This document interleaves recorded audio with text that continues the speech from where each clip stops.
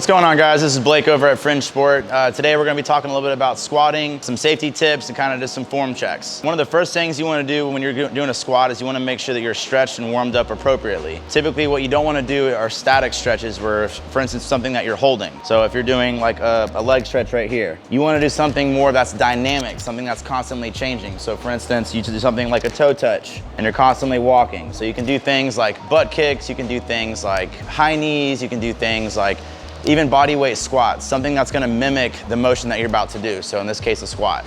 Second thing you wanna talk about is your stance. Okay, a lot of people have a different stance kind of based off the body that they're working with. Generally speaking, you can go about shoulder width apart. You wanna have your feet maybe about 15 degrees out, just a little bit, okay? And when you're getting set up, you wanna have a lot of your focus where your feet are at, okay? Everything starts from the feet up. So whenever you're going for the squat, one of the first things you wanna do is the hinge aspect, okay? You don't necessarily want your knees to be going over your toes. You wanna sit back in your heels. You want to feel the weight in your toes and the trifecta in your big toe, in your heel, and in your pinky toe. What's going to happen when you first squat is you're going to break at your hips, you're going to sit back. You want to keep your weight again in that trifecta and you want to push your knees out as you go down into your squat to open up your hips. Okay, that's going to give you the ideal position in the upright of the body. It's going to keep your back nice and straight. If I don't do this, I'm going to start rounding. If my feet are a little bit too close together, it may be too hard for mobility. So a couple different places you can do for your bar. People typically like to do a high bar. Another version is to do a low bar. A high bar is where that bar is gonna rest on top of your upper traps. A low bar squat's gonna be resting kind of right on the shelf where your back of your shoulder or your rear delt starts.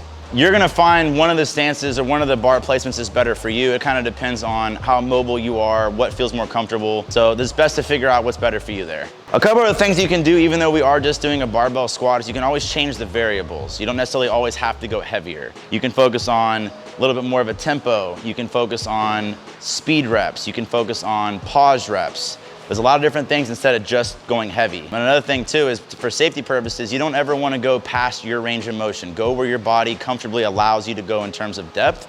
Typically, if you go a little bit past that, your body tends to compensate, and that's typically where you can see some injuries occur. All right, guys, again, this is Blake. We were just kind of going over a couple safety tips for squats, some form check, how to get set up. Do us a favor, go ahead and like any of our Facebook, our Instagram, any of our social media. Join some of our Facebook groups. Sign up for our email list, check our website out, and come show us some love.